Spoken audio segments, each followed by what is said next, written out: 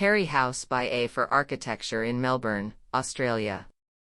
At the end of a suburban cul-de-sac in Melbourne, Australia, a solid brick façade disguises a light and bright family home beyond. With indoor and outdoor living spaces wrapping around a sun-drenched central courtyard, the pool in the center becomes the focus of the house. With the owner's love of entertaining, creating a flexible house that could be opened up to take advantage of opulent outdoor spaces, or closed off to create more intimate, family settings was paramount.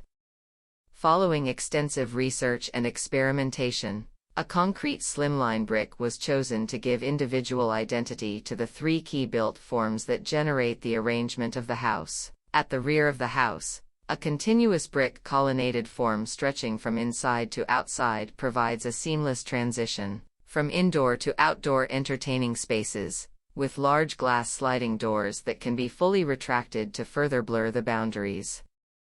On this colonnade form, the occasional brick has been indented or laid backward to expose the darker rear side of the brick, adding texture and depth to the monolithic material. A blade wall that stretches out towards the street is characterized by hit-and-miss brick patterning, providing dappled light and privacy to the front garden beyond, while the monolithic first-floor façade, giving the house its street identity, is defined by angled bricks every second brick course, counteracting the massive expanse with delicate and textured detail.